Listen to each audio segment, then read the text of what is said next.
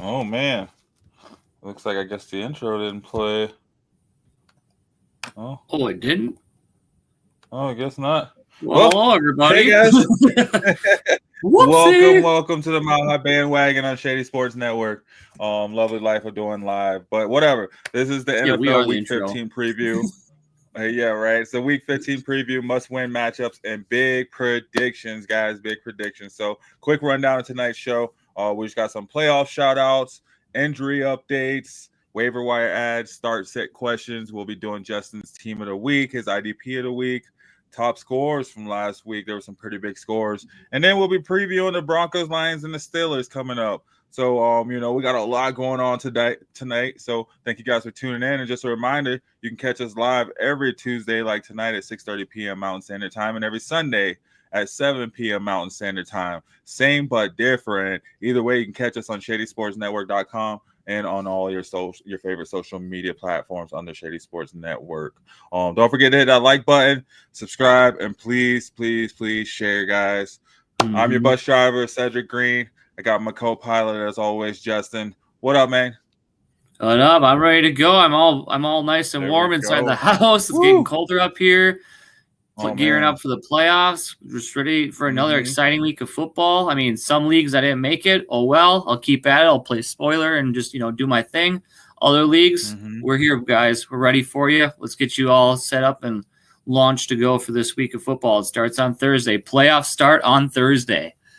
There we go, man. Let's get it. And speaking of playoffs, hey, I just want to say a big shout out to everyone who made it to their league playoffs. You put in all that work all season. You're researching, grinding, hopefully tuning in with us. We were here all season looking at the waiver wire, making those tough decisions. Now it's paying off.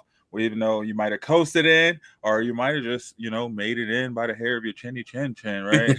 Either way, you made it into the playoffs. Everything starts over now. It's a whole new season, man. Whole new season. Yep, and it's time to make a run for that championship. So go ahead and go for it. Congratulations to you guys, and good luck to the rest of you. Let's go, right? And for those of you who didn't make it, let's get it next year. Come back up and join us. If you are tuning out because you missed the playoffs and fantasy hurts, which I get it. It hurts right now. We'll be here for you always. You come on back or even stick with us. We'll give you some football news through it. And then once the season winds down, we're going to transition to some hoops and check us out for that too. But condolences if you didn't make it for some heartbreak after last night's big fantasy performances for some players last night. Monday Night Football. And for those of you who did make it and got your Monday Night Miracle, well done. I hope we did a little help there for you and being a part of that. Hey, make us feel good. I got my man Johnny in here. What's up, the Undertaker, he rises again. Right, my boys, here he is, coming from the dead. What's up, bro? I'm right on time, my dude. Hey, right on time for the playoffs. What did you say? You made the playoffs in how many leagues? 11 out of 11 leagues. I made the playoffs. Man, and Shawnee's Ced's the bus driver. Psh, come on, Ced. 11 out of 11. Crazy. Right? I got 7th seed. Barely made it in Dynasty, but I'm in there, down from 4th. And then our Baller League, this like my favorite, the one Ced and I have been in together for the last almost 5 seasons now. Ced has just torn that league apart, averaging like 190 a week. First place, swept all the way through. Number 1 seed going in against me as the number 4 seed. Here we go. I want some beats on this matchup this week. I want the live updates. I want the shit talking. I want the shit posted. I want all the. I want all the points, all the updates. Shiny just scored like 800 points. 20 I just dumped on that league. Yeah, it was crazy. My highest shattered the record. Yeah. You worried, Ced? You worried about this matchup? Excited. This is what, I am not. Everything that you guys have done. Hey, Chad, who do you got your money on? Do you have Team Shawnee or Team Ced this week for their fantasy playoff matchup? Who you rooting for? Who you got? Ooh, don't put it out like that. Don't do it like Taking it all the way. Hey, I got no dog in this fight. I got my hands back. I just got my beer. I'm ready to watch these fireworks go.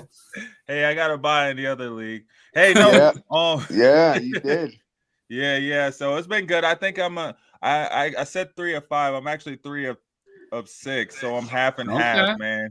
Half of half. If you get in half your leagues, odds wise, that's just an amazing season. You know what I mean? You pray for stuff like that. Now, one of my leagues is a best ball league, and the others, one's a keeper. But 5 are on ESPN and 6 of them are on Sleeper. Okay. And Mike and Jeff said you're in a couple of them with me, but yeah, I don't know, man. It was crazy. I got first seed in 3 of them, and 2 of those are bye weeks. One of them is we don't do buys; we let everybody in. So I only have 1 bye week. Maybe next year we'll change it in hours. We'll add a bye week. Yeah, I only have 1 bye week, so I get to only set 10 lineups. Yeah. Whew. Which, I mean, it kind of goes both ways, though, I feel like, because sometimes, man, you get that bye week and your team goes off. Well, which do you prefer, guys? Like, for me, I don't prefer the bye. I like to go in it. I like to just keep my team rolling and strong. I just get nervous of, like, overthinking it by having a week off of my lineup. I don't have to pay attention. I don't have to do nothing. I just let it go by. I prefer having to play the weekend. So what do you guys feel? What do you think? Do you like the bye week, or do you like to play it in the playoffs right away? Right. Let's see. I like going right into it and battling. I don't like sitting around and watching what everybody else does. There is a calming feeling about it, but I look at it just like the NFL, man. You watch some of these teams who go on a bye, or the teams that get weeks off. Like, sometimes they're necessary when coaching is an issue and you're dealing with injury and blah blah blah. But right now, there's no buys. All your teams are going to be what they're at, minus some of the injuries we'll talk about tonight. But for the most part, the big guys that you're missing, you've already been missing for weeks. You know what I mean? And the chances of them coming off IR are only getting better as the weeks proceed. And it depends, man. This is a very complicated set of weeks we have coming up. You could either have 2 weeks for each, like the semi and then the final, or you can do 1 round a week, so it's all different. So I'd rather be all in, concentrate, set my roster proper, know that everybody who's where there is has to be there. So that way, when I come back next week, there's no surprises. Like, I'll be checking on my bye week league just as much as I'm checking on all my others for sure. I do not like a bye week, but like I said, there's a little feeling of chill about it, but other than that, no. Yeah. How about you, Seth? What do you like? What do you prefer? I don't have any bye weeks, so I guess I don't care. I'm just ready to get it. Just go right into it. Didn't you? Huh? I thought you got one. Oh yeah, I did got one. I got one. I got one in the keeper league. I forget. Yeah, and watch my team will go off. Is it fantasy addicts? See, that's the thing too, is like watching your players go off on your bye week, and you're like, oh, you better pull that shit next week, otherwise I don't want to get no duds. Right. Yeah, I just kind of set and forget it in that league for the most part, though. Honestly, like, I kind of like my team there. Just don't really have to touch it too much. That's the one I started for. Though. Yeah, it was a bit odd for a moment with injuries. But I don't know. I guess I'd just rather just go right into it, though. I can go either way, though. I guess if I have to do a bias, like Shawnee said, I'd be watching my team too, seeing what the score is. You know what I mean? What about you? What do you prefer? Me? Yeah, I prefer getting right into it. Let's get this battle started. Let me knock you out right away, or let me just get that Band-Aid ripped off and knocked out. I don't that waiting a week kind of just that tension of like what can happen to, and there's it just I just want to get into it. I want to get the matchups going and get to that championship. I guess one fun aspect, and this is one of the funnest aspects of fantasy football, is you do get to sit there in the peanut gallery and talk some fun shit against the guys in your league. Watching everybody else play while you're sitting there not having to do anything and just throwing some hot garbage around to raise some pulses is always a fun thing to do. But that's probably the only fun aspect of a bye week. Yo, so speaking of that, though, sometimes you do have to play right into it. And while there weren't that many crazy injuries, There were a few injuries I think that may affect some teams. One, I guess, I don't know how big it is. I don't know if you're rocking with him, but if you were, he was heating up a bit. Justin Herbert, he went down with a leg injury. Late in that game. Yeah. So he took a shot. Did you see that hit? Yeah, I did. I tried not to watch that game. It was on the game. It was a lose-lose for you. Divisional issues. Yeah, I'm glad the Chargers lost, though. I mean, I wish they both would have lost. Right. But, it sucks for Justin Herbert. It looked like he was heating up. I don't know. Actually, let me look and see how many. It was reported today he had leg soreness, but he was feeling all right. Coach says he's expected to play on Sunday. Oh, they need it. They need him bad. I mean, he's a warrior. He's a battler. I don't see him sitting out this game. This has massive playoff implications for both those teams. Playing the Buccaneers at home, coming off a divisional loss. You got Broncos nipping at their heels. You got other AFC teams trying to get in the hunt. So they need their quarterback. Yeah, with KC where they're at, and the Broncos nipping, that's the only option they have, and he is a tough guy, regardless of what anybody might think. I agree. I think he'll go out there if he, I don't think it's that serious, like you said. And if it's just some soreness, they'll work through it. And he is mad necessary to that team at this point. Given the fact that their run game hasn't up been in the air right now. now. That J.K. Dobbins injury has seriously impacted that running game. They haven't gotten it figured out yet. Gus Edwards isn't getting any space, and Kamani Vidal is just a rookie. He's not getting his feet underneath him. So they're going to need that passing. I think they should go all in on Vidal because, to me, Edwards, if they're not going to, I don't know. They haven't fully pulled the trigger on him. And last time in the midseason when they pulled the trigger on Vidal, he went off. I mean, he had like 6.9 yards per carry or something like that. It was crazy. And, he was breaking off big chunks. And it was awesome to see a rookie do that. But if they're used to Austin Eckler level running backs, and that backfield has dual threats. And so to not have that, it plays a major role on how they can utilize their offense. So they really need him taking the snaps back there. Not a backup at this point.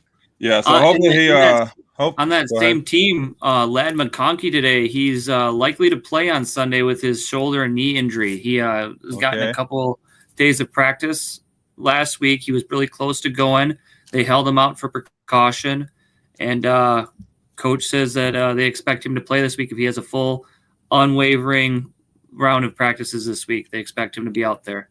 So that'll be a huge knowing that, weapon to utilize. Ladd McConkey, he gets points, man. So, but I'm saying though, like if you're going into the playoffs, your first round, knowing that Justin Herbert was on the injury report, Ladd McConkey is coming off the injury report as well. Are you still firing either one of them up? It really depends on your roster construction, and then we could probably get into it later with our waiver ads and seeing if you'd play Justin Herbert over some of these guys that you could possibly pivot to.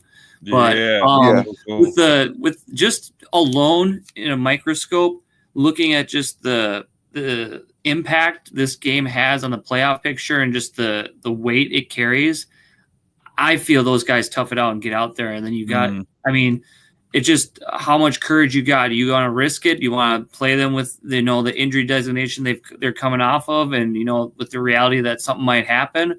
But you also know that these guys are superstars. They're ballers, and these are players that have gotten you to where you're getting at if you're still in the playoffs. So, it's kind of like the old saying, you got, stay with the girl that you took to the dance with, you just, they're the one you brought. So if you don't have any better options, I wouldn't get too cute overthinking and just keep riding with it. All right. Sticking with this game, though, we're going to the other side. We got Bucky Irvin. He's still dealing with that back injury. He's been kind of dealing with this, I feel like, all year. Well, I know Rachaad White owners are extremely happy about that situation. He went off, man. Yeah, I faced the Bucky Irvin being knocked out, and that nearly killed me. So I was not happy about that. Running backs, man. Running backs. The one injury that is going to kill me that happened this past week, if he does not come in and play, because I didn't grab his handcuff either because I just got greedy and grabbed him, who had a huge impact on the game, who I put in the league. I scored 220 points in, is Isaac Guerrero. Isaac Guerrero, he ain't coming back, bro. For the Niners. Yeah, I have an update on him. The Niners went through 45 running backs this year. Mm-hmm. Well, just to wrap up on the Bucky Irving. And it's looking like at this point they're not going to – they haven't said anything official yet, but I think it was an ankle injury, and they don't know the severity at this point, and they're going to see if he's going to practice. But I may be wrong. Something may have come out since, but he's one who definitely will have a big effect because the way that the Niners play and run that offense, you've obviously seen the proof was in the pudding this past week of what he put up before he went out. I think they can put injury. out any running back and they can get those same numbers. They proved it.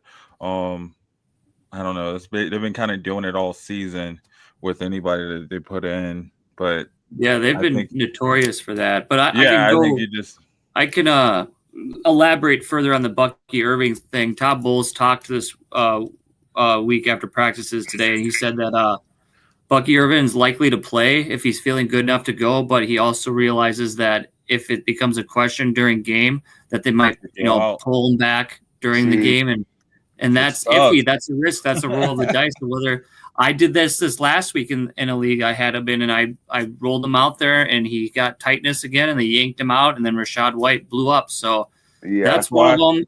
I aim on the side of caution. About Herbert and McConkey, if you had the confidence in that scenario.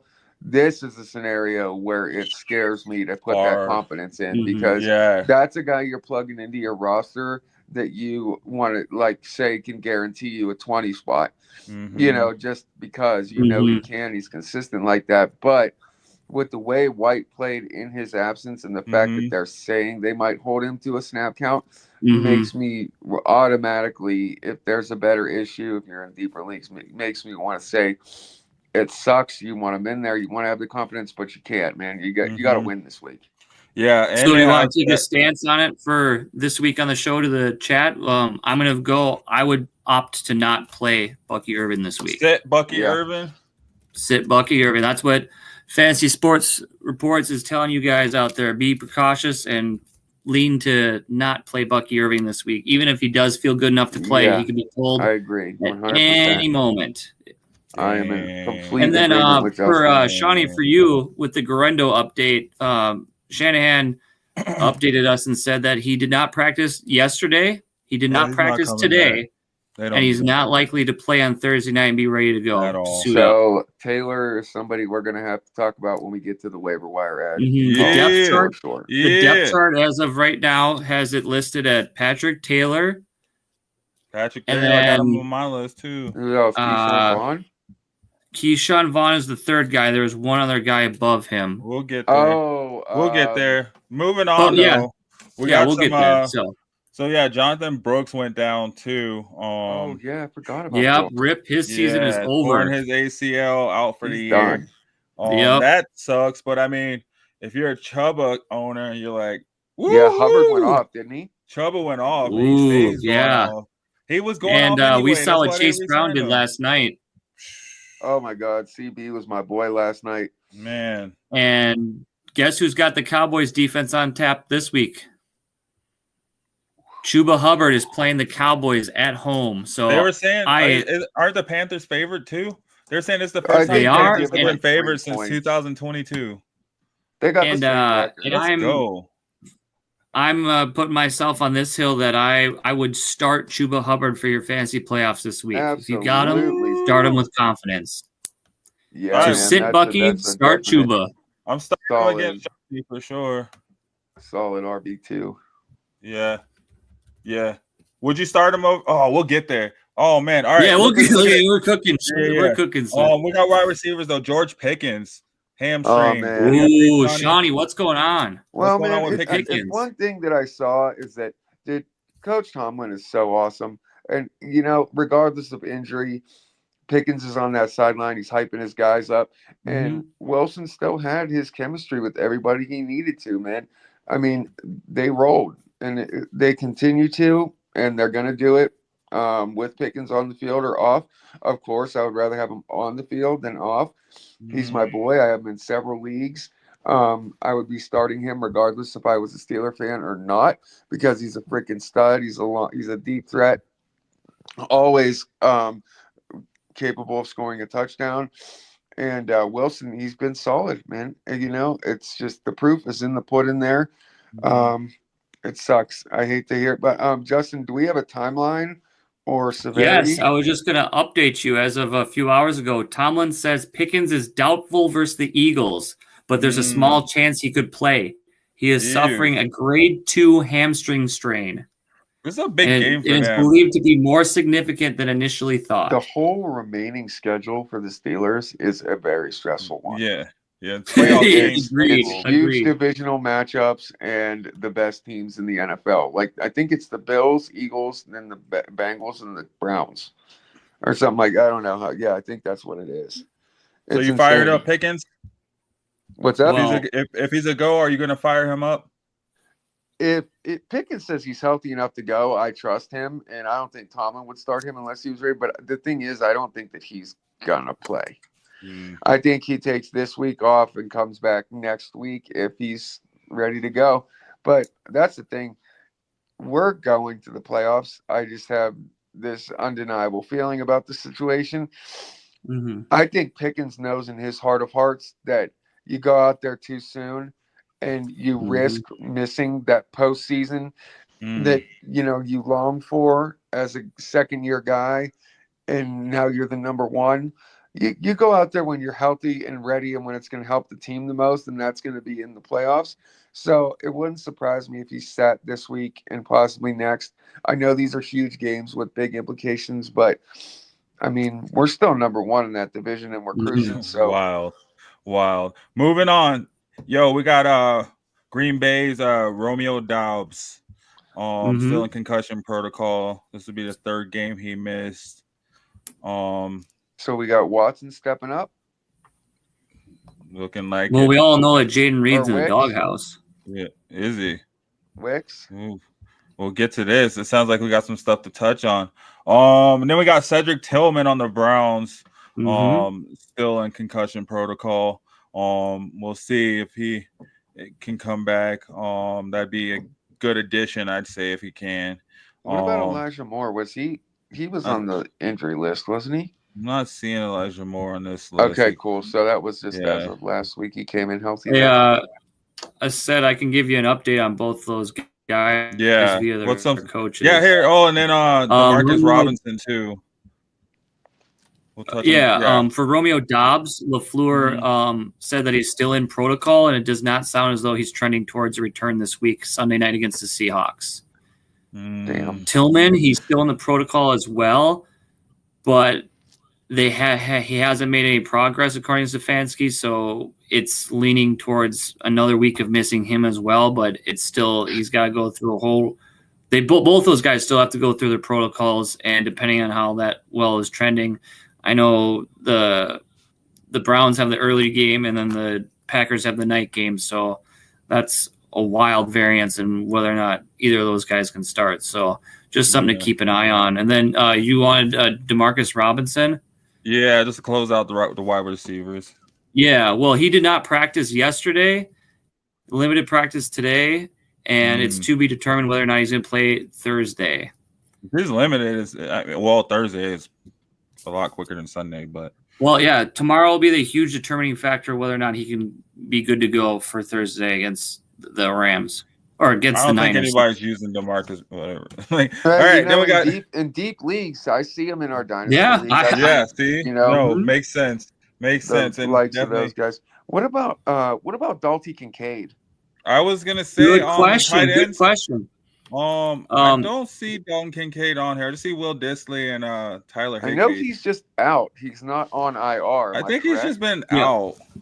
I have an update for you. Will Dissly is expected to miss multiple weeks. He re-aggravated a shoulder injury he sustained earlier in the year after he was getting last night's game. So he's expected to be out long term. Whereas Dalton Kincaid, he is not cleared to play yet, but he's had back-to-back limited practices, so he's trending in the right direction. Good, because he was trending. He was supposed to have come back for that huge game that Allen he was had, close last week. It's reported so he was very close. They just didn't pull the trigger on it. I think they're saving him for this game coming up against the Lions because this is a big one. Yeah, and in this scenario, guys, if Kincaid comes back this week and has logged practices, because he could have probably come back last week. If he comes back this week, you can stop depending on Knox, and you don't have to worry about Disley if you just grab them. And yeah, you can get Dalton Kincaid back in your lineup, and because that's a guy one player that might impact him though is Keon Coleman. He also similarly had limited practices. He was close to playing this last week. Yeah, they held back on him. He's not good. He's not clear to play yet, but we'll talk about it's trending in the right direction. Hey guys, we'll talk about this on the other side of the promo. We got a question in from Tristan too, so we'll touch on that as well. So yeah, guys, for those of you just tuning in, we just had a couple people join. You're watching Fantasy Football Reports on Shady Sports Network. Welcome, XFL Mike G. Thanks for the like, man. Always a pleasure. So yeah, we're gonna take a promo. When we come back, we'll get to Tristan's question on his 10-man league, and then get to those waiver wire ads. Sounds like we got quite a bit to talk about. So we'll be right back, guys. Good luck, everyone here.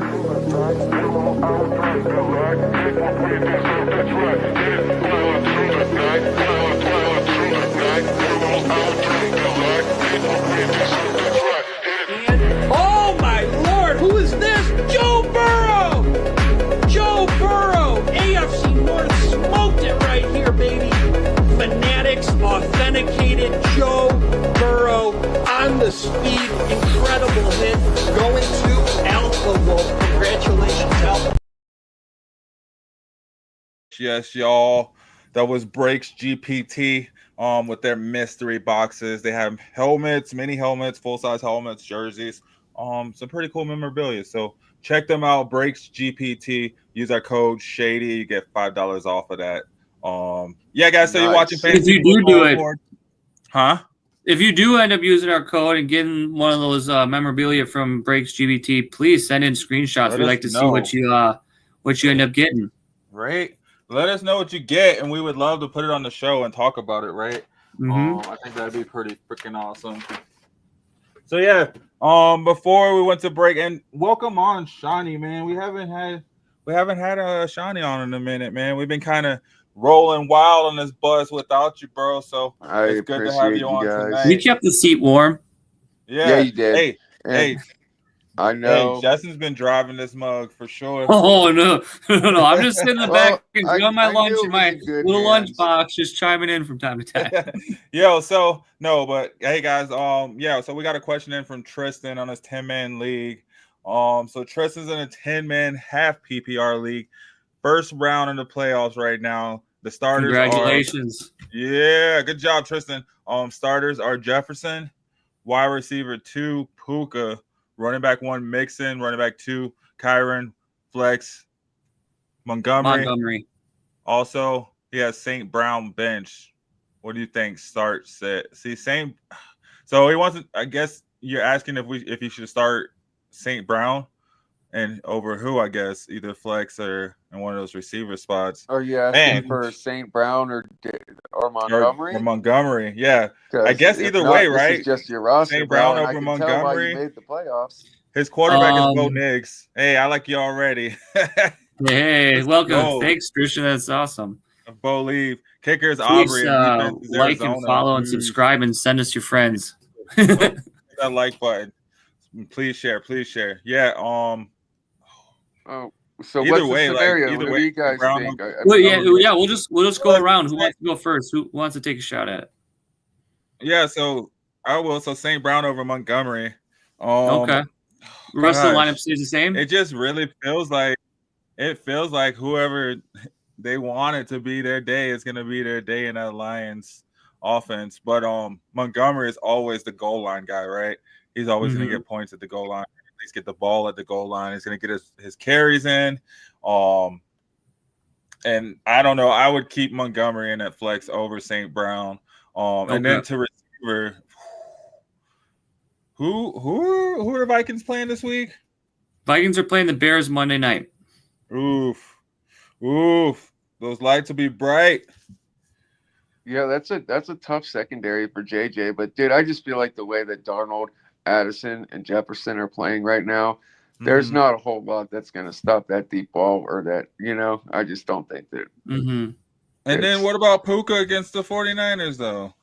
Puka had a great game against the Niners. Puka had a great But I'll game. tell you this, a lot of his yards after catch had a lot to do with the fact that Cooper Kupp was blocking his head off that game for not only Puka, but for Stafford. And the rest of the team was, dude, they played so amazing as a team that Puka was able to do what he did. Now, I'm not saying that Puka is, he couldn't do it, but dude, they played so well as a team that it was easy for him to do what he did. And yeah, I don't know, that was amazing to watch. It really was. He had a phenomenal game. Yeah. But I think that it's the Lions, so they're not going to be playing from behind so devastatingly bad that I see Amon-Ra having this blowout game. Well, they are playing the Bills. I think that Montgomery is the safe, consistent bet in that scenario. He's a monster. He gets the ball. He always will.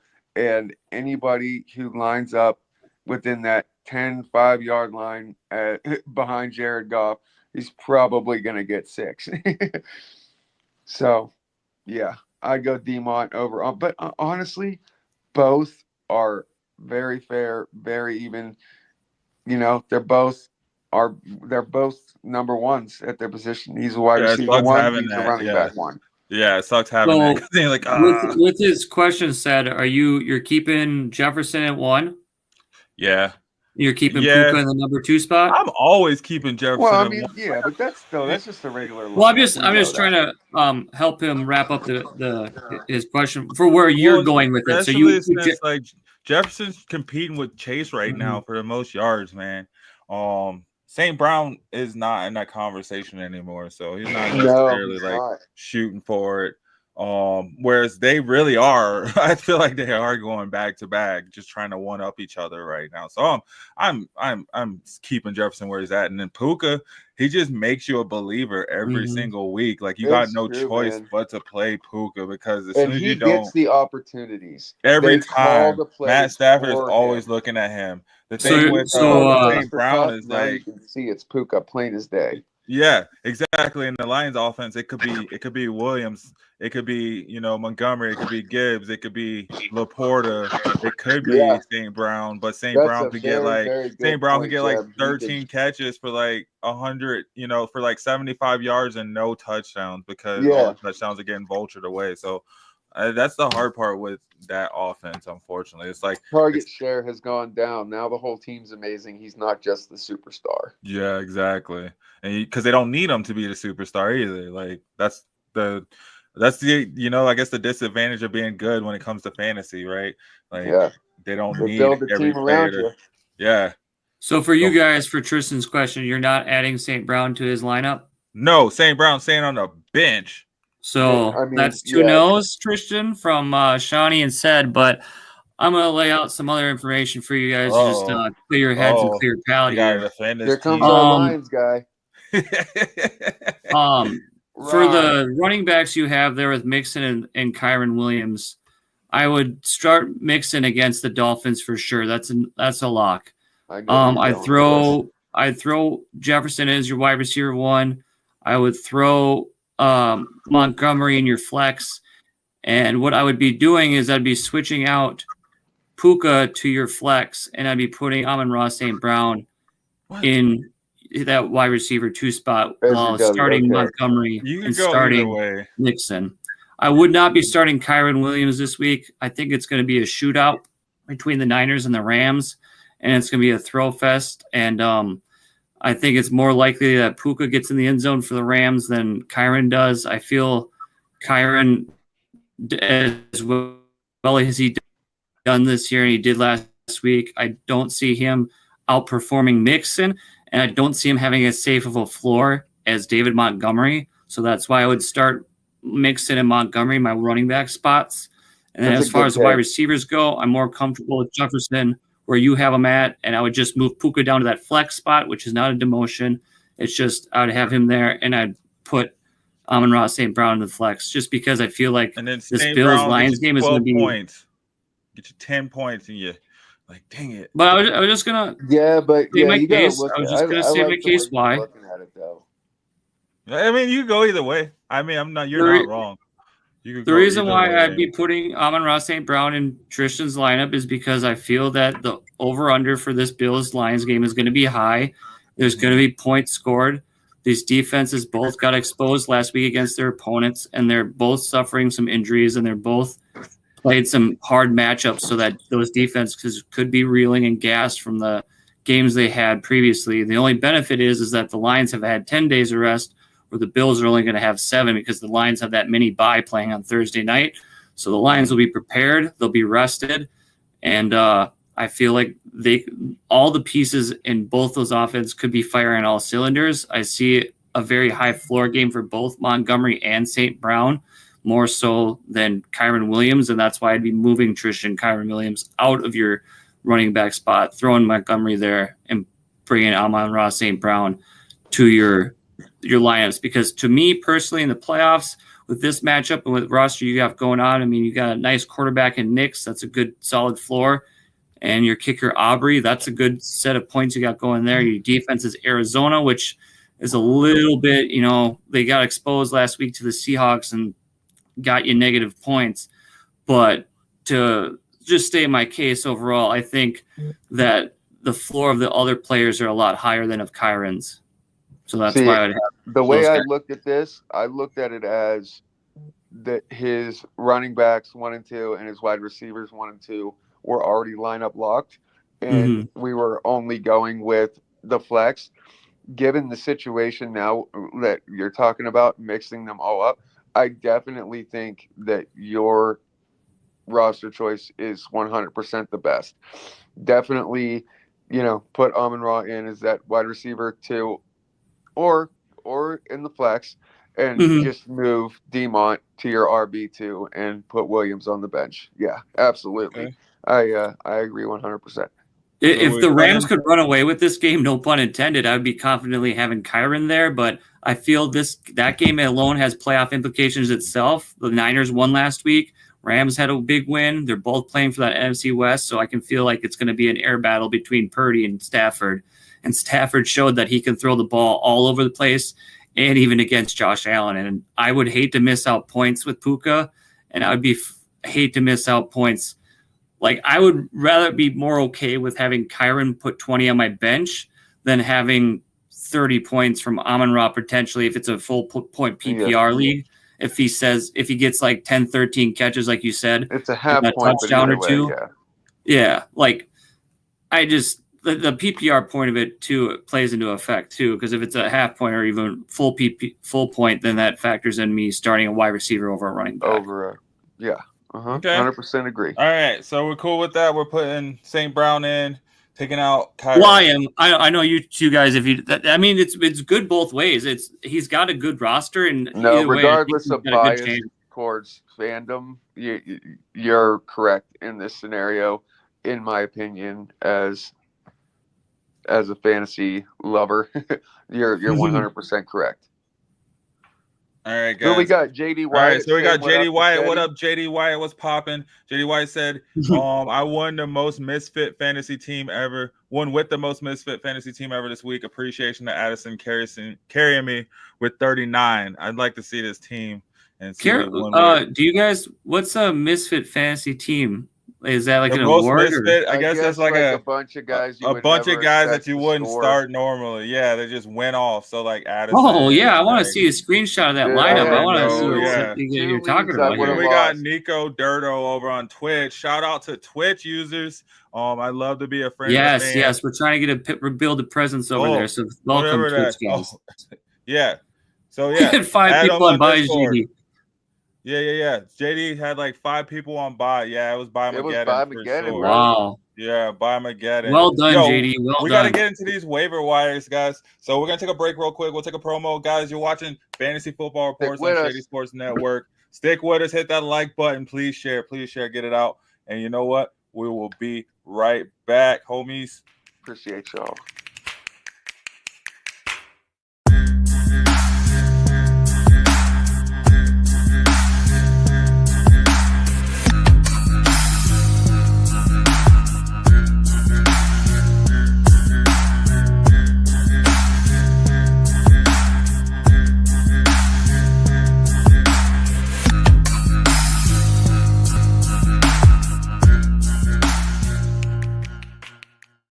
All right, yo. So we got waiver wire ads. So I'm gonna throw some people out there. I'm looking at the sleeper. I'm on sleeper.com, the sleeper fantasy app, sleeper.com. Their week 15 waiver wire pickups. I guess they did this directly after week 14. But anyway, it starts off with your guy that you guys started to talk on, Patrick Taylor. So obviously with Isaac Guerrero going down. He was a hot pickup this week. Anybody San Francisco puts in, they're gonna go off. You know, what are you guys' thoughts on Patrick Taylor? So I'll start with you, Justin. I'll start Patrick Taylor if I either have injuries at the running back position and I need a fill-in as an emergency, but I don't think I would start him over a lot of options. I mean, it's harder because he's on a short week. He plays Thursday night, so you have to make the decision sooner.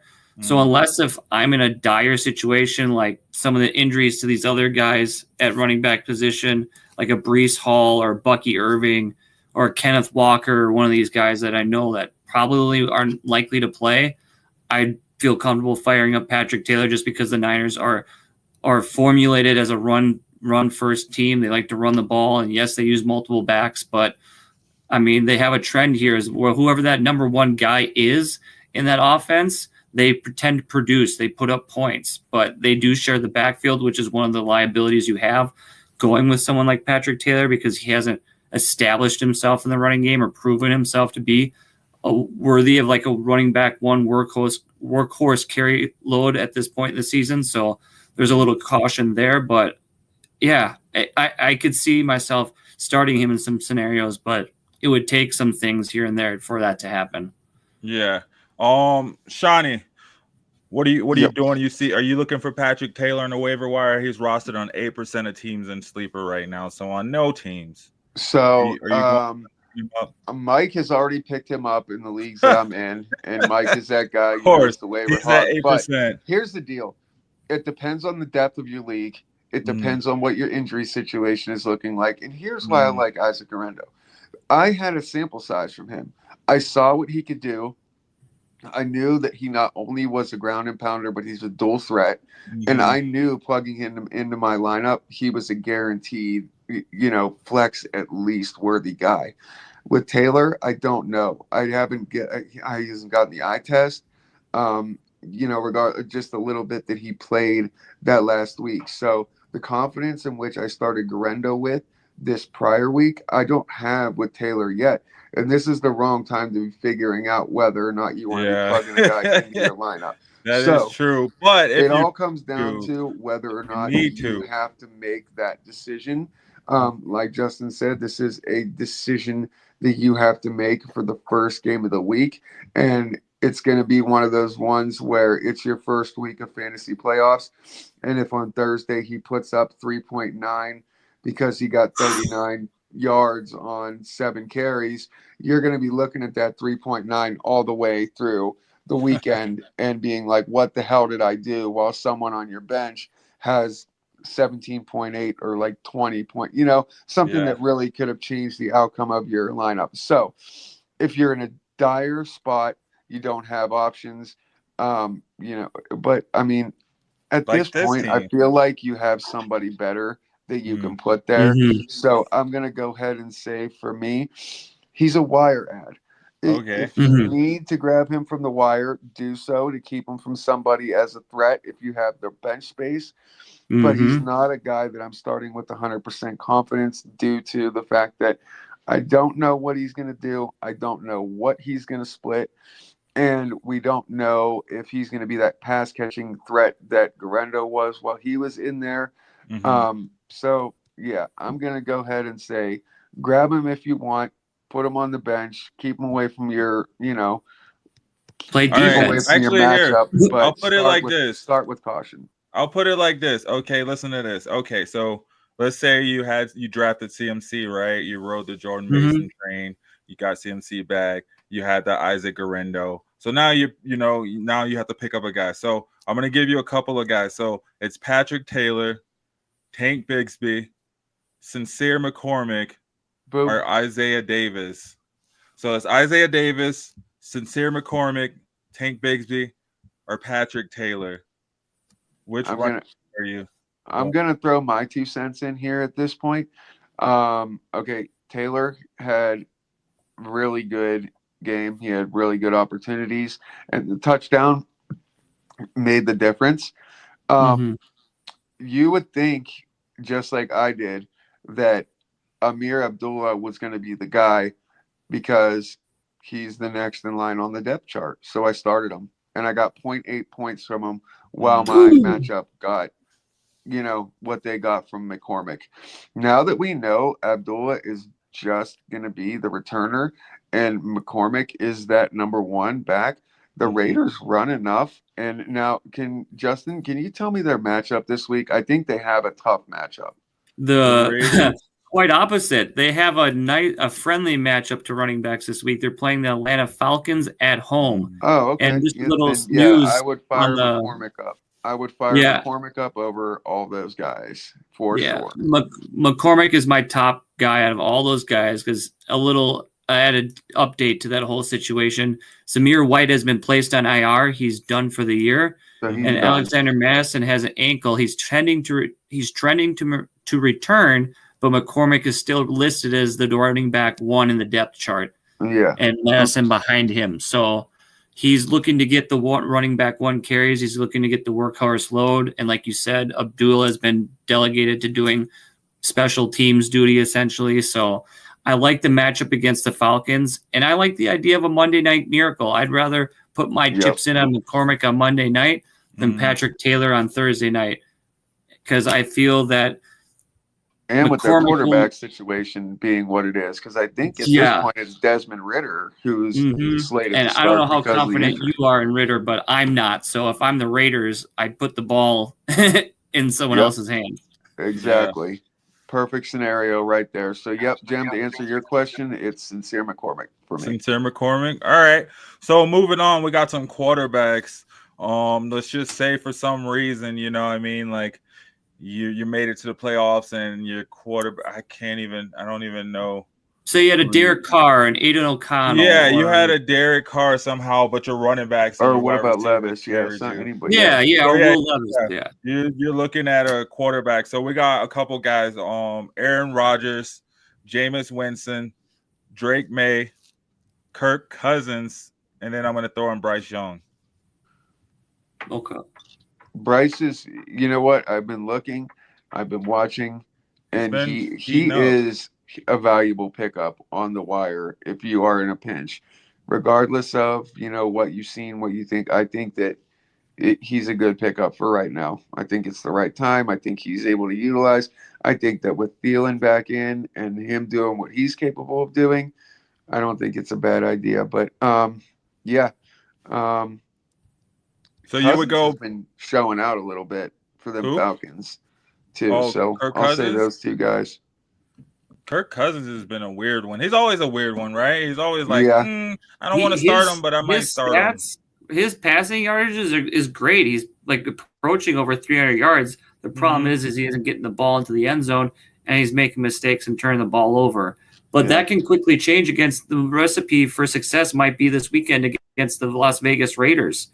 They're not a very stout pass defense themselves, and they could be susceptible to the pass. So if Kirk Cousins can just get that monkey off his back and get the ball in the end zone and cut out all the turnovers, he could have himself a 20-plus point game easily this weekend against the Raiders. I mean, Lord knows he has the targets, man. With Trey Tucker, with Jacoby Myers healthy, you got Big Bowers in there. I mean, I think it'll be a closer game than a lot of people think. I think the Raiders are a good opponent. They're not exactly Raiders, not Falcons. Yeah, I mean, both sides of the ball. Yeah, they're both playing well. So, what was the list of quarterbacks said? So, and I agree with the other ones about what the other ones we got Aaron Rodgers, Drake May. Coming off his first 300-yard game since 2021, we got Jameis Winston. Jameis, he's 30 for 30, right? And then Drake May, man, who's been surprising ever since he came in and took over. He pulled out some dubs for me in the best ball league. Yeah, best ball, you got to score the highest points to get plugged into the roster. So Drake May. Yep. Yeah. So there's like a sneaky one like Bo Nix, man, just coming up. To answer JD's question, I don't know what the Falcons do with Kyle Pitts. I don't know what their plan is. I think rest of season, he's safe to be benched, not quite droppable yet. If it's dynasty, maybe in redraft drop him, but definitely a bench at this point because he's just not being utilized properly. I agree, JD. The Falcons don't know how to use him, and quite frankly, they don't deserve Kyle Pitts. He needs to go to a different team. He needs to go to like a team that's tight end centric, that knows how to get the ball to the tight end in open space and in the zones. Like the Broncos. The Broncos could use Kyle Pitts. We could use a tight end. Speaking of tight ends, my best case scenario for Kyle Pitts for going into 2025 is that the Falcons don't pay him and he moves on to a better situation. I think he wants out. I think he's got to say that he wants out. Yeah, because he would. That's his best case scenario for his career and for his fantasy value is to get out of Atlanta because it doesn't work. It isn't working out. It's time to just separate. Yeah, well, you still have some value on your name and your athletic ability before you get up there in years. You got to settle it with the team that's going to utilize you right for sure. Right. Speaking of tight ends, to answer your question, I would do Bryce Young as 1, Drake May as 2, okay, Aaron Rodgers 3, Kirk Cousins 4, and Jameis Winston 5. Ooh, the Winston man 5. He's the one who'll come out and throw 600 He's playing yards. the Chiefs this week, and I just feel like the Chiefs are just going to smack the Browns around and put them in the playoffs. They got the number 1 run defense essentially, so they're not going to run it against them. So he's going to have to pass. And when Jameson passes more than, those 25, 30 pass games that he's going to get into, chances are he's going to throw 2 to 5 picks. I think it'll be a shootout. It could be a shootout, though, still. Like the Chiefs, I don't know. I have faith in that dude, to tell you the truth. Jameis Winston is a fantastic quarterback. Even when he throws those picks, man, he was still having 400-yard games with 4 or 5 touchdowns. Yeah. Dude, you're hilarious. I love it, man. Keep it up. And he's putting some value on guys like Judy and, Elijah Moore. He's given some wide receivers. Cedric Tillman when he comes back. Like, I honestly think that the Cleveland Browns. What about I got some deeper picks. What about like a Tim Patrick or a Ray McLeod? If I would go like Vele or Pop Douglas before I'd go those guys. Tim Patrick had 2 touchdowns this last weekend. 2 tutties, bro. But touchdowns, scoring touchdowns like that. Come on, man. Are you going to really put reliability on the fact that he's going to do that every week coming into the playoffs? I don't think it's. What about Zach Ertz? He has 3 touchdowns, 3-game touchdowns. So a touchdown in every of the last 3 games. In the past 3 touchdowns in 1 game. Yeah. In the past 3 games, he's had a touchdown. Yeah. Okay. I think for volume's sake, I'd probably go Ray McLeod out of those guys because he's been getting 6 or more targets 4 out of the last 5 games. So he's a more stable floor, and he's got the better matchup this week. So I'd choose him over Tim Patrick, over Douglas, over some of the other options. Yeah. McLeod never got past that like mediocre 14-point ceiling, has he? Well, the thing is volume doesn't lie, and his volume these last few weeks is he's getting the targets. He's not necessarily getting touchdowns, but he's getting the target, getting the looks at him. I'll bring it up right now. I think Mooney's got to be ahead of him, right? Well, he's 3rd on the depth chart, correct? It's London, Moody, and then it's McLeod. But McLeod's been eating these past 2 weeks. He's taking the most. He's involved in a lot of run schemes too, isn't he? He's kind of like their gadget guy.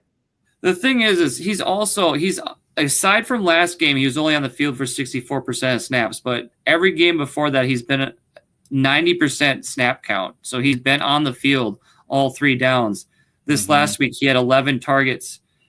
Week 13, 6 targets. Week 11, 6 targets. So he's getting at least, a healthy share. He's just not getting in the end zone. So he's kind of like the Tim Patrick tier level, like you were saying, where he's getting targets, he's getting the quarterback's eye, but he's not getting in the end zone, and that's hindering his value. Yeah. JD says McLeod definitely been on the up and up, but yeah, he has a ceiling. That's right. He even got watched all season. Yeah, he's just never gone above that. That Atlanta offense is interesting, man. Between the goal lines, they're good. They just can't get in the end zone and score touchdowns. Right. And those are the points you want. So let's keep it moving, keep this bus going. Were you saying about tight ends? Huh? He was saying Zach Ertz and then Hunter Henry. Yeah, I like both those guys this week. Yeah, I go Ertz 1, Henry 2, just cause. But yeah, like them both.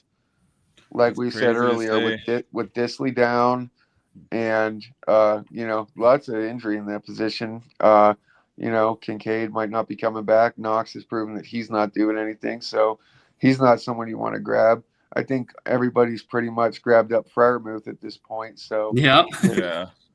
And it's kind of hard to do this right now, right? Because if you're looking at these players, you're probably in a lot of trouble. But you know what I mean? Well, a lot of these waiver wire ads are kind of desperate. You're adding it for desperate.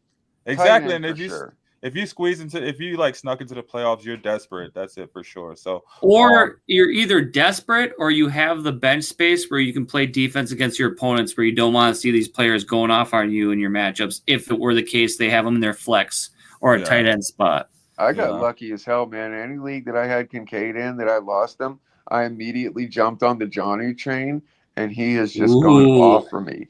Even rolling into a whole 4-quarter game with 0 points, going into the last seconds of the fourth, and then in overtime, catching that 23-yard touchdown. I ended up with 13.4 from a goose egg all game. And then the couple weeks prior to that, if Jonnu Smith is available in any leagues, I would grab him. Absolutely. But I have a feeling he's been bought up. That sounds like a good guy to talk about on the other side of this promo. Let's take a promo really quick. All you guys just start tuning in. You're watching Fantasy Football Reports on Shady Sports Network. Tune in. Head over to ShadySportsNetwork.com, man. Check out more stuff. We got all types of stuff over there. Sports for days, basketball, football, wrestling, probably some racing too. I'm sure you'll find something you like over there. But anyway, thank you guys for tuning in. Stick with us. Hit that like button, and we'll be right back here shortly. Appreciate y'all. Fantasy football fanatics, get ready to dominate your league. Tune into the Fantasy Football Reports every Tuesday at 6:30 p.m. and Sunday at 7 p.m.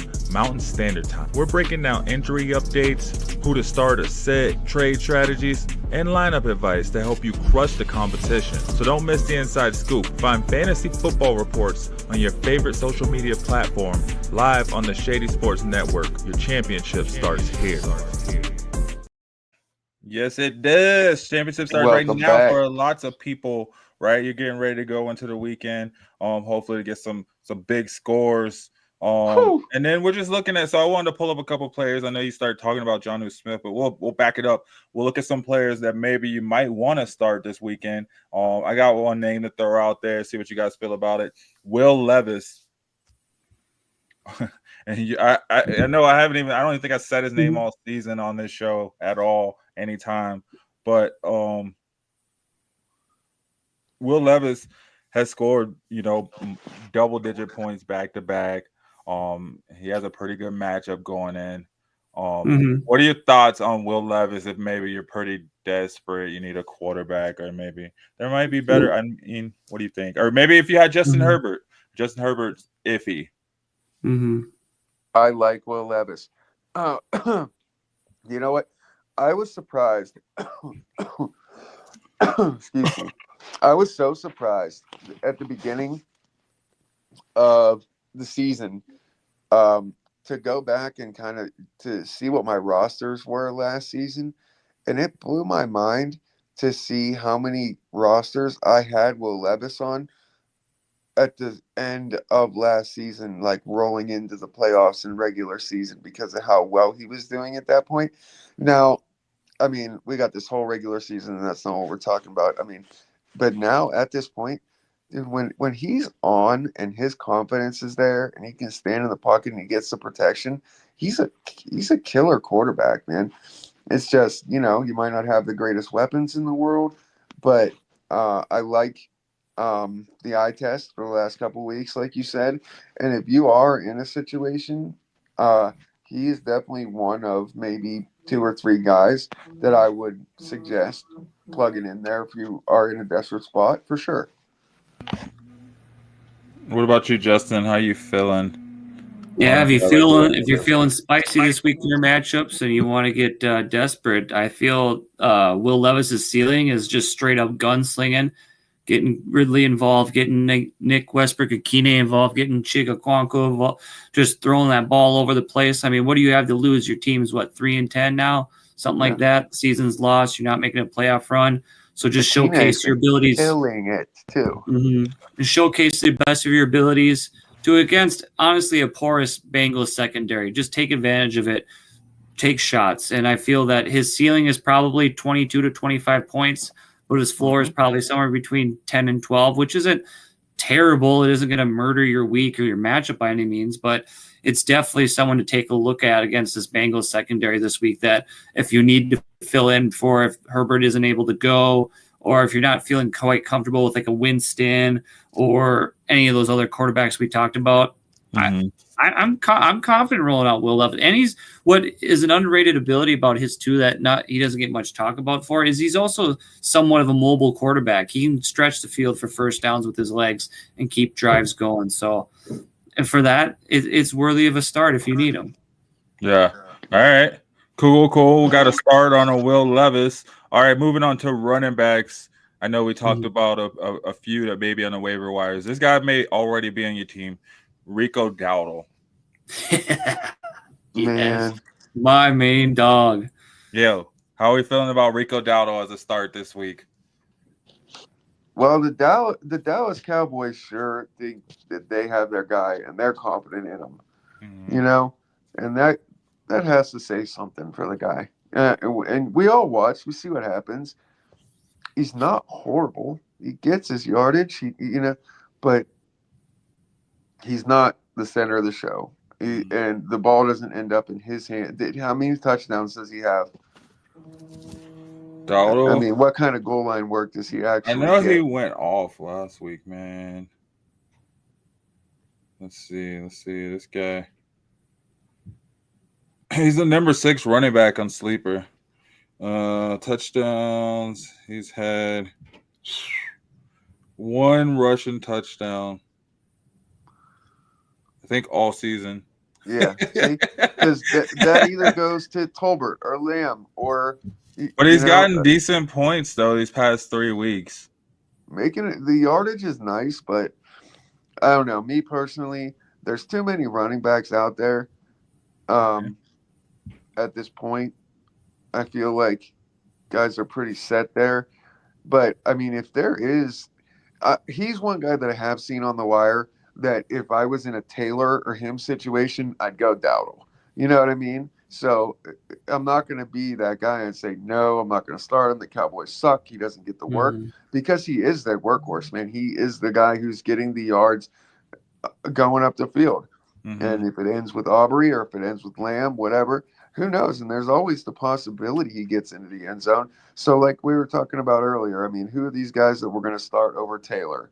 Who are these guys that we're going to start over Davis or, Braylon Allen or, these guys in that situation? Given the eye test for the past several weeks, I could say that Dowdle would be in that conversation. Would you start Dowdle over a McLaughlin? Yeah, just because of McLaughlin's splits too much. Yeah. What about you? Any committee backfield, you got to take Dowdle over because he's getting the what? Number 1 not the Lions committee backfield. Well, come on, man. That's not a committee. That's Sonic and Knuckles. That's Sonic and Knuckles, man. That's Snuckles. You can't mess with Snuckles. They are like one giant energy orbiting the sun. Yeah. They're an anomaly. You can't, They're what Jamal Williams saw himself as. Yeah. Anyway. Yeah. What about you, Justin? What do you think? You got any thoughts on Rico Dowdle? Hey, man, this is the girl that brought me to the dance. I'm dancing with her, man. Last night, he was Right? one half of my 1-2 punch to get me into the playoffs by 15 points. Boom. There you I'm go. going to be loyal to my man. And he's got the Carolina matchup. I feel like if this is going to be I feel it's the Cowboys are going to have to keep up with the Panthers. The Panthers are going to be putting points up on the board, Don't they have and they're going to have to find somehow. And I don't trust Cooper Rush to do it. So, and I've the last 2 weeks, I watched the Thanksgiving game start to finish. I watched them play the Giants. I watched him against the start to finish against the Bengals this weekend. He has the capability of busting big runs. He's just a block away or a missed tackle away of taking that thing to the house. And I like the idea that he can bust a 67-yard tutty if he has to. And he's going to get the volume like Shawnee said. And I mean, I'm confidently starting him over Bucky. I'm confidently starting him over Patrick Taylor and Sear McCormick, some of these other guys we talked about, because the volume is king to me. And he's going to get the volume there. And I feel like this matchup between the Panthers, they're going to show up against Dallas, and Dallas is going to have to match up somehow. And, I mean, if they want to win this game, they're going to have to control the clock, and that'll run through Dowdle. I mean, they'll probably get their punches in with Ferguson and Lamb and Tolbert, like Shawnee said. But when the game gets to serious mode and they need to, like, really take control of it, they're going to put it in Dowdle's hand, run it down their throat, try to do this run-first method. And I think he could have a floor week of 10, 12 points, but a ceiling of maybe 15 or 16. That's if he gets the touchdown, which, like Shawnee says, that's a pipe dream. But if he does get in, Ezekiel Elliott isn't playing more than half the snaps. He's only spelling Dowdle if he needs a break after a big run, or if he's been on a drive or two consecutively just to give him a play or two off. So Zeke's not a big threat back there. So, like I said, he helped me in one league single-handedly get to be just squeaky, just barely into the playoffs. So I'm gonna be loyal to him, and I'm gonna start him in those scenarios where over these desperate situations, like Shawnee said, I'm putting him in, but like I'm not starting him over like Kamara or Mixon or Jacobs or all those guys like Aaron Jones and like So I guess this is more so like if you need to like get a player. Well then thumbs up for me. Yeah, I'm starting Dowdle. Yeah, so if you have like this player in your team and you're having to figure it out. So moving on to wide receivers, I got two names for you that have been kind of slowly, low-key going off, maybe looking at for flex, maybe due to injury. So we got Jacoby Myers and then Wan'Dale Robinson. What are your thoughts? Ooh, I have Jacoby Myers on a lot of rosters. I mean, the man is consistently projected at like 14.3. This quarterback situation has obviously become an issue over there. Him and Trey Tucker usually, I mean, if you look consistently down the line at Jacoby Myers' numbers, he usually stays steady between 12 and 20 points a week. Now, he did miss some time, and he has had some games where it hasn't gone that way. But for the most part, I mean, I like Jacoby Myers over the last couple of seasons, and he's a guy that I have confidently plugged into my roster several times this season. I have him starting, I think, in 2 of my leagues right now in the playoffs here. And so, yeah, I like him. And who else?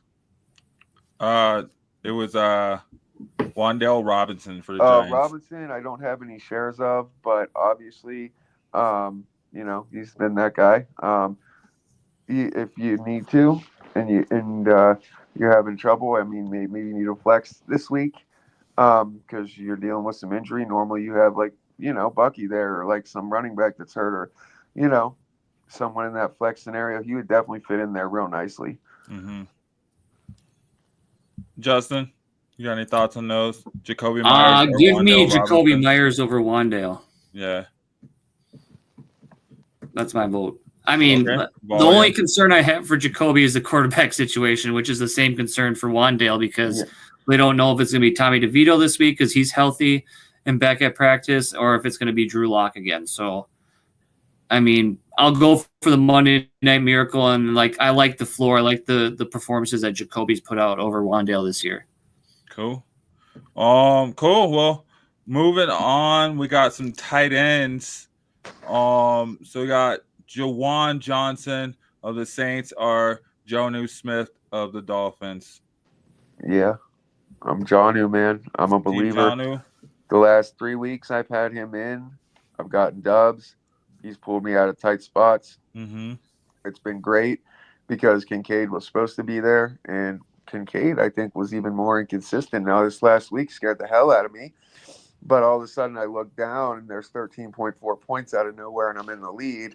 That's just a guy I'm going to lean on. And also, I mean, Jawan Jennings in that same scenario, I have the same faith and belief in.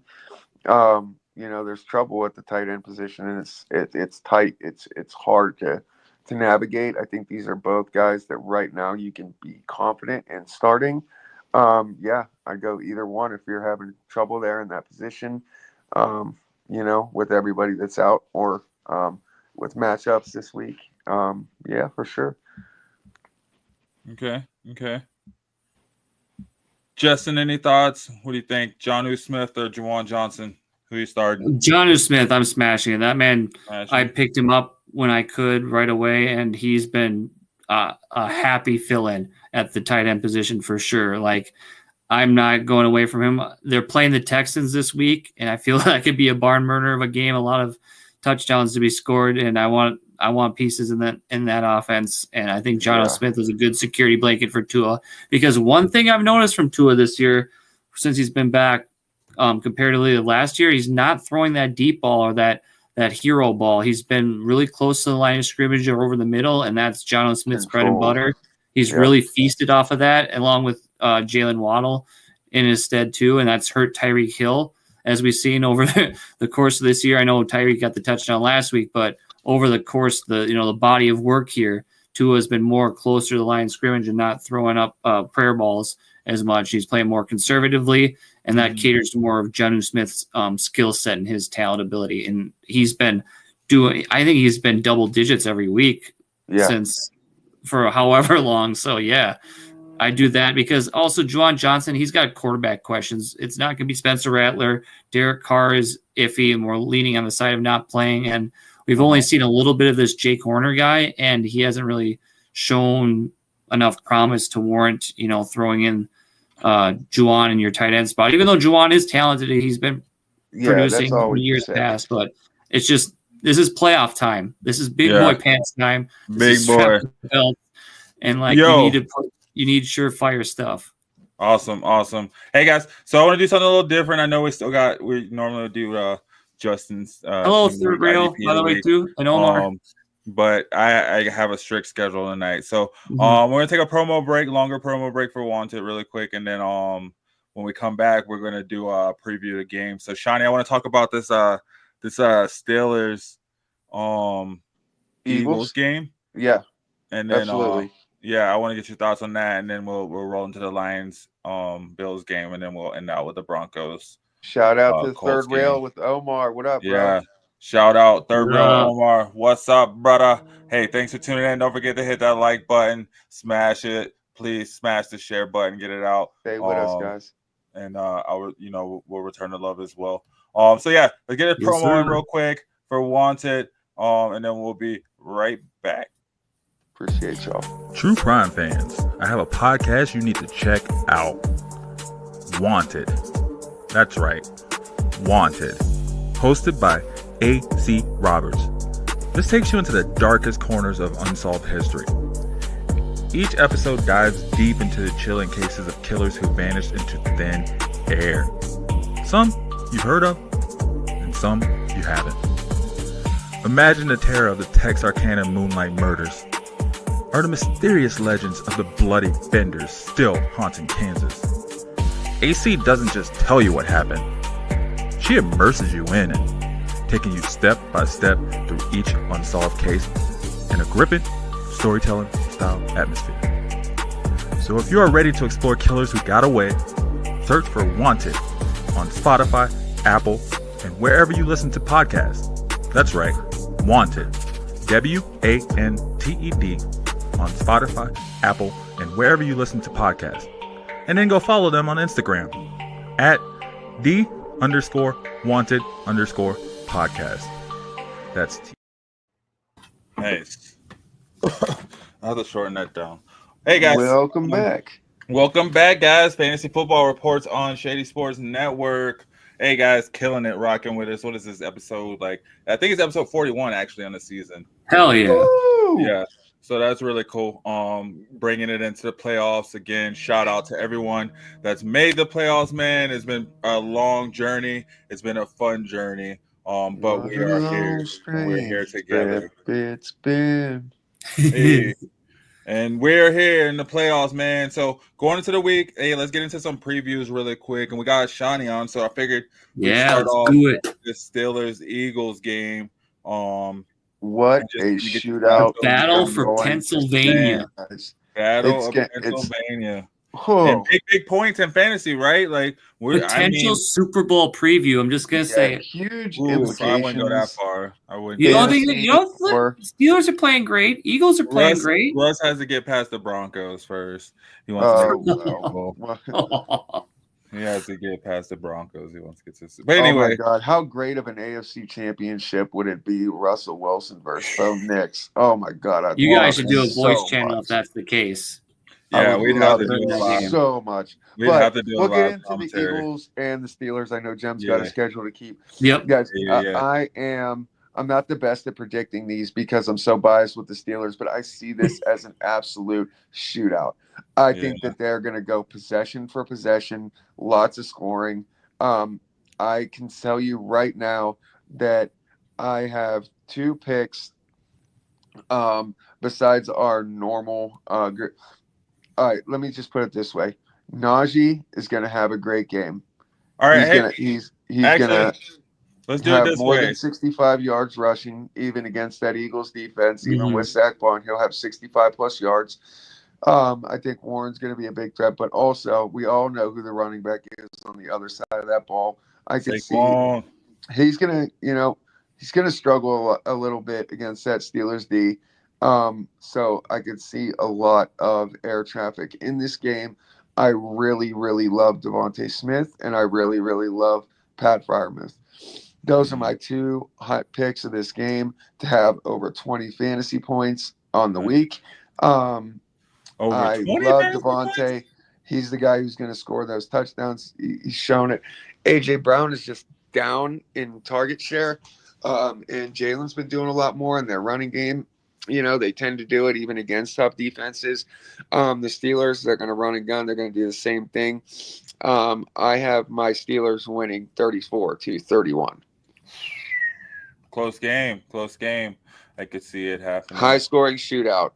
Or I'm completely wrong, and it's like 7-3. That's either how it's going to go. There's not going to be a little gray area to this game. Yeah. It's either going to be a possession per possession high scoring game or a defense slugfest where nothing gets done. There's not going to be a middle to this one. It's either going to be a defensive crusher or all-star showdown of throwing and running. It's going to be a great game regardless. It's going to be one of those ones where you're glad you watched because you said that's how a football game is supposed to be played. There you go. All right. I like it. So you said Steelers 34, Eagles 31. Let's go Steelers. And I got Lions need the Steelers to pull us off this 20 week. Fantasy points, and Devontae Smith going over 20 fantasy points. Oh man! All right, moving on. We got Lions Bills. And Detroit. All right, I have a question first on one side of the ball, Justin. That is not your Lions. How do you approach the Bills' backfield this week against your Lions, and are you touching any of them? As far as am I starting Cook? Yeah, are you starting Cook? Do you like the fact that what's his name has been getting work? I forget his name. Ray Davis and Ty Johnson. Yeah, Johnson. So Ty Johnson, Ray Davis, I'm not starting in any format under any circumstances. Cook, I am willing to flex if needed. If I have better running back options ahead of him, or if I have an injury, I'll flex Cook. He's ranked way down this week into I think the late 30s. Yeah, it was very alarming what I saw of the Rams game. I think that this is Josh. You know how Aaron Rodgers has his team in the Jets? This is Josh Allen's team in Buffalo. Like, everything runs through him. I mean, they do have a running back in Cook, but if Josh Allen wants to run the ball, Josh Allen's going to run the ball, and he doesn't care about James Cook's feelings. I mean, it sucks. It's sorry to hear that for James Cook owners, but watching the replay of that game, it just he was just back. He's just back there like, yeah, like, I could do it. I could do this, man. But Allen was like, "Nah, I got this. This is my team. I'm doing this." So, I'm more worried about Cook's floor this week. I mean, he could easily bust off a touchdown. We've seen it. He can do those home run hits like I talked about with Rico Dowdle. I can see it happening. But outside of that, I'm really concerned about his floor this week against that Lions front defense. I mean, I know they got exposed by Josh Jacobs and 3 touchdowns he had, but also the Lions gave the Packers some good field position in that game a couple of times, which that led to easy punch and touchdowns. So, and I think as the Lions get healthier, they'll be harder to run against. And I know Dan Campbell will have this team prepared and ready and well aware of James Cook and what he can do and what Josh Allen wants to do on offense. So for that respect, if you have to, I'm confidently saying flex James Cook. And if you need to, put him in your running back 2 spot. But I don't see James Cook getting any running back 1 numbers or Saquon-like numbers or Najee-like numbers. I think you can maybe see him getting like 60 yards and then maybe a touchdown, so about 10, 12 points. But outside of that, we're not going to see any of those boom games, I don't think, that he's had in the past. Right on. Now, your Lions. Mm-hmm. Who wins? What's the score? And who on the Lions you think is going to be above and beyond superstar? Or you think it's going to be a great mix of teamwork? Just speed and power. I think the formula to win this game. For their backfield. Huh? Said speed and power. I said that could be another nickname for your guys' backfield. Right. Exactly. It's a good problem to have. This game is about who has the ball last. I'm confident in saying whoever has the ball last is going to win this game. And I know Dan Campbell knows that. I know Sean McDermott knows that. And I think the Lions are going to run down the Bills' throat. They're going to unleash Gibbs. Like, they're going to unlock more of their playbook, let him come out of the backfield, maybe line him up as a wide receiver, do whatever they can to get him open in space and bust this thing wide open. And then when they know they got you, they're going to just smash mouth that right side of that line behind Penei Sewell, Frank Ragnow, and Kevin Zeitler. And they're just going to just like a knife, just jab at you with Montgomery for 5, 6, 7 yards, 10 yards, and just chip away at him and wear him down, wear that defensive line down. So as we talked about earlier, that's where the worst case scenario for Amon-Ra is, where this game gets more of a run heavy script, game management. But I feel for the Lions, if they want to win, they keep the ball out of Josh Allen's hands, extend drives, get first downs, and punch that ball into the end zone. I feel like the Lions have the better special teams and kicking game because they have a better range and more reliability in Jake Bates than the Bills have with Tyler Bass. Bass has been hot and cold this year. He's been missing a few, whereas he was a rough draft.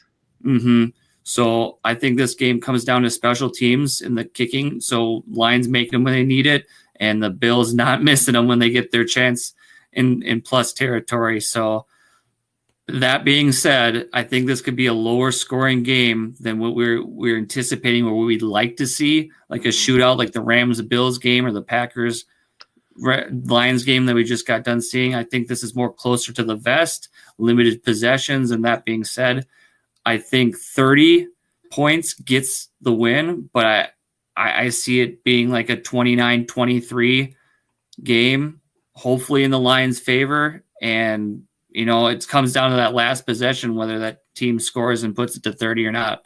But, yeah, I'm going to say Lions 29-23 over the Bills. Okay. All right. We got Jordan Manning. Shout out Rico. Martinez. He's putting in his 2 cents at 31-17 Billies. Thanks, Jordan Martinez. Like shout and follow, subscribe, and join us on our other socials. Thanks for coming on tonight. Big prediction. Yes, He's sir. rolling with that Josh Allen staying as confident as he was last week and putting up the game he had. Hey. Oh, my God. Hey, he's rocking that number 1 seed. Because the one thing with this Lions defense is they're bent, not broken. They have 13 different guys on IR. They're getting pieces in. They're starting Quan Alexander and Jamal Adams off the street. So it's like it's a patchwork defense. And give credit to Aaron Glenn. With all these injuries, he's still managing to run and operating an efficient and effective defense well enough to the point where whatever the offense does on the other side of the ball, Ben Johnson, that they're winning games and they're finishing games and they're not letting games get out of control and out of hand. Like it is impressive what they do, but I think at some point an angry Bills team coming off that loss and an exhausted Lions team off of that very dramatic win against the Packers, something's got to give. And I can either see it being a close win for the Lions or a possible blowout win for the Bills. I can see that happening for Jordan, you saying that. And I accept that reality. This could be very much a Super Bowl preview as well. So we'll see. Regardless, it's going to be a great game. I hope it's good television. And I hope as consistent refereeing as we can get and officiating, and it doesn't get into their hands and they do something to, just make this game theirs and devalue it by a call or a missed call. There you go. All right, Jem. Yeah. You got your boys coming off a bye. Big dogs. Fresh. Big dogs. Man, What's it going to be this week? Man, these teams are pretty similar besides, the fact you got a Hall of Fame running back on one side maybe and Jonathan Taylor. I think it just comes down to which Broncos defense shows up, quite honestly, man. Is Riley Moss playing or is he still hurt? Riley Moss is actually – I didn't see – actually, I don't really look at the defensive injury reports. Riley Moss is still out. Damn. Yeah, let's see. Well, the last update was just for Monday. I don't see any updates from this week so far. So we'll see, but I think as of now he's probably geared up to be out. So that kind of hurts. But at the same time, Anthony Richardson isn't as accurate or consistent of a passer. Exactly. You got Anthony Richardson on the other side throwing the ball. So hopefully Bo Nix can come out and do a bit more, in which I have a bit more faith in him. He's been doing nothing but getting better these past few weeks. His accuracy, his confidence, man, he's been slanging it all over the place to the point to where, Cortland Sutton's pretty relevant, pretty solid wide receiver. 1 even in some leagues, if not wide receiver 2 flex on most teams. And then, if we can get like some help from our running game, if they can stop trying to use Javonte, man. Either stop using him or stop using just give it to Estimate, man. Just give it to Estimate. That's the guy you're picking out of that backfield? We got to have a mini version of Sonic and Knuckles, but we got to go Knuckles and Sonic. We got to have Estimate busting through, wearing down the defense, and then we got to have Jaleel just coming through and slicing and dicing. So Javonte just kind of ruins the momentum, man. That's my opinion. I don't know. I'm not coaching nothing. I'm just saying. Do you think Estimate or McLaughlin are a good add off the waivers if you're desperate this week, or are you staying away? Not at all. I'm not adding any Broncos running backs. Only running back I'm adding from this game is Jonathan Taylor. Okay. We just don't get enough work to be at all. I think the only people from this game you're looking at are the only people you're looking at are Jonathan Taylor and Cortland Sutton, maybe. So you're not entertaining Michael Pittman or the wire in deep leagues. What was that? Vele's getting picked up off the wire in deep leagues. I'd probably have Mims over Vele. I don't know. They're both touchdown. Well, actually, Vele's not touchdown dependent. He gets passes. He gets yards. So that is a good one. And then you got Josh Downs and Michael Pittman. I mean, you probably want to flex those guys if you can get them. but nothing too serious. And then that Broncos defense, I'd probably be looking at the Broncos defense as a start. Only, but not so much because Riley Moss is still out. That sucks. That's a big hole. You got Pat. Yeah, but what's his face that replaced Riley Moss? He just got burned. Levi Wallace looked really bad. He looked so bad in that Monday night game. That guy should not see the field for you guys this weekend. That just makes it hard because now they have to play a bit more zone. So I don't know what type of coverage they'll do. But at the same time, though, we got to win this game, man. This is the hump we need to win, and then we can just kind of squeeze into the playoffs. So I think it's winnable. I think it's very winnable. Very winnable. I think it's very just winnable. Keep AR-15 contained. Don't let him, bust a run, and don't let him get the deep ball. The deep ball is his bread and butter. If he can knock a 70-yard touchdown, that's going to be a killer for you guys. Just keep him in front of you. Don't let anything over the top, and then just contain him in the pocket. Don't let him escape. Use his feet, and don't let him extend drives. Turn it into turnovers, man. He has one. What is this? Turn it into that Browns game. Get a pick 6 for the win again. 7. He has 9 interceptions on the season. Yeah, so he has 9, and then he can score with his legs too. But you know what? We got a quarterback that can score with his legs as well too. So hopefully we get our running game going, and we can get our defense on the same page, and then I think we can come out with a win in this one. And we should come out with a win in this one, but they are pretty close in terms of teams, I think, across the board. This is going to be one of those weeks where we talked about earlier, they're coming off of, it's not now, but what was the highest combined scoring game of the season, probably the best Monday Night Football game we've seen in a couple of seasons. And then all of a sudden they go into a bye week. Now, this is where we talked about earlier. Do you like the bye before you go into a matchup like this, the rest and the time to coach your team and get everything together? Or would you have rather rolled off the confidence of that freaking killer Monday night dub? You see what happened with the Browns, though? They didn't roll off the confidence of that dub. They went and had a dud. Yeah, I guess it's true. But I guess we'll see, the whole bye week theory, how they come off of it. Hopefully they took advantage. And like you said, they took the time to coach up that D, get the situations right where they don't have to play, zone the whole time. And, Bo is a guy that he's young. He's making good decisions. He's looking poised. I think that he'll come off of this bye week, and he'll come in there and he'll know what the implications are. And I think he's going to have a great game. Yeah, I think he's going to have a great game too. I can see it. Honestly, they've been putting up points, man.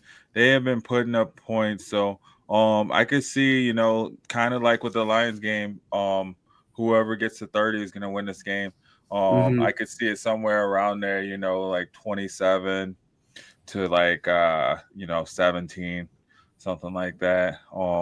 Colts get a couple squeezed in there, and then they got to kick a field goal, kind of stop, and then Broncos, same difference. We get a field goal in from Will Lutz, a couple field goals in. But Broncos can put up points. They can put up points. Get that passing game going. Yeah, I like the Broncos. Yeah, if they get that passing game going, man. I got a weird feeling. Like, I don't know, scores, and I don't know, fantasy performers or whatever, but I just got a sneaky feeling one of these quarterbacks is getting a rushing touchdown this game. And it's going to be Bo Nix, because they're going to shut Anthony Richardson down. He's gonna have to pull himself out of the game because he's tired, man. That mile-high air is going to hit him. Yeah, he won't be breathing too good. But that's my fantasy take on it, is I think one of these quarterbacks is getting in the end zone on the ground. Yeah. There will be a touchdown scored from a quarterback in this game. You guys heard it here first. I think that's about it for tonight, guys. Thank you guys that have been. Hell yeah! Glad to have Sonny back. This is great. Right? Right, rolling smoothly, man. I didn't feel like we were rolling around blocks for circles and stuff. We were just kind of cruising. Love so y'all. yes, Johnny, definitely always a pleasure to have you on. Thank you for being on. Thanks so much, all you guys that have joined in. Jordan, Rico, Jordan, Rico. Who else? Derek. Oh, we didn't even get to third Derek's whale question. with Derek had a Omar. question. So we'll end this Yeah, real let's quick. get to Derek's question before we get out of here. We'll get this really quick. So which defense to start? Cardinals versus New England, Packers versus Seattle, or Chiefs versus Cleveland?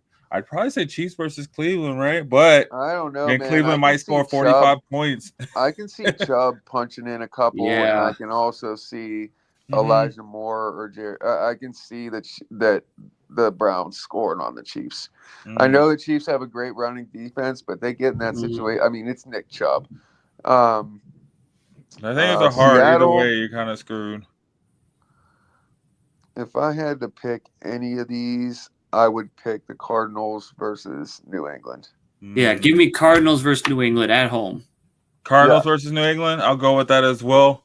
You heard it here, Derek. You're still out there. Sorry Thank you for getting to your question Hit that late, like but I button. hope you're still with us. Hey, we're rocking. We're rolling. But thank you for tuning in. The third rail with Omar, JD Wyatt. JD. Thank you for tuning in. Pensman Sports, right? Or was that from the other day? I don't know. Nico Durdo, Tristan Carroll. Yo, thank you guys for tuning in. Yes, all you guys. Thank you. All Please you guys, share, Greensville like, Sports Media, subscribe, and join us on all of our socials outside of the show. Smash Keep that this like thing button, going. guys. Expect to see more of this squirrely mug throughout the playoffs and championships. Now is the time, guys. Get your vernacular right. Like the Undertaker, he set them rosters proper, baby.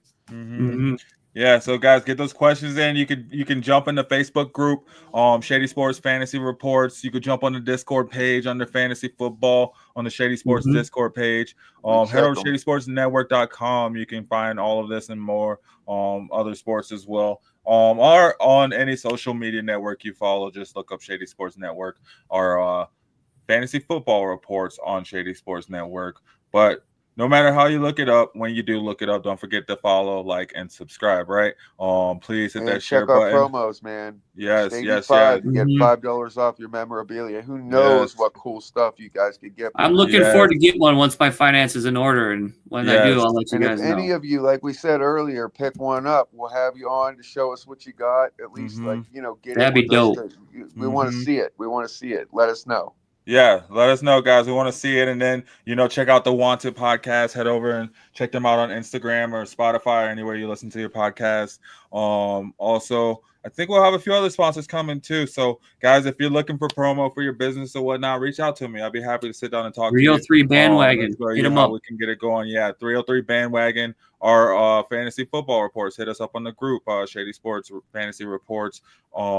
Wherever you are, just search for me and find me, Cedric Green. I'd be happy to sit down and talk to you about that. We get quite a bit of views across this network, so we could definitely help each other out, especially if you're a smaller business. Absolutely. And also, just tune in with us at 7:00 on Sundays, 6:30 on Tuesdays. Man, we're here. Mountain Standard. MST time. You gotta let them know because they'll be like, "Oh, I was on there at 6. I live in Jersey." Yeah. Hey, that was me when I first started doing this thing. I was like, "Oh shoot, wrong time." Like, "Oh, I'm in California. I was on there and it was too late." Yeah. Like, so you gotta let them know. Just remember, man, we're Mile High. It says it right above Jam. Mile High Bandwagon. Mile you see high, it? that means you know we are, baby. But hey, we gotta let them. You never know. You never know. So they may not be able to see it. They may be listening to us. So we appreciate it, guys. But you are on the Mile High Bandwagon on Fantasy Football Reports, guys. Thank you for tuning in. Definitely we couldn't do this without you. We appreciate you guys. So please don't forget to hit that like button, hit that share button. CEOLO said, "What up, my dude?" Thanks for the like button, thanks for the love. Guys, keep it coming, and we'll see you guys Sunday at 7 p.m. Again, same place, different time. Good luck in the playoffs, everybody. Good luck. Yeah, let us know what you're doing. Come back Sunday, and if you're mad, bring it out here and vent. If you're happy, bring it here and vent. We want to hear it either way. Absolutely. One more plug before we get out of here. If you want to take the challenge and play against us next year, you can join one of our fantasy leagues over there on Sleeper. Yeah. You can add me to Shara on Sleeper as a friend, or Ced or Shine, one of us, and you can get and join in our fantasy football league. We got 5 spots left. I think in the basketball league, we got 8 spots. So if you feel like you want to accept the challenge, take us on, get in there, play with us. Be a part of the show. It'll be a part of the show thing going in for next season. Yes, it'll be updated we look forward to every it. week. We're happy to have you. I mean, anybody who's watching the show and wants to be more closer and a part of this thing, we're happy to have you. So add us and we can get you in. Yes, definitely, guys. Join in because we'll be updating on those leagues every week. So it'll be a live league show. So get in, and get with us. Other than that, guys, like I said before, we appreciate you. See you guys on Sunday. Have a good night. I'm a game changer.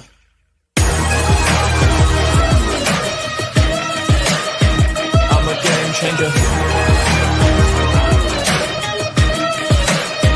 I'm a game changer. I'm a game changer. I'm a game changer.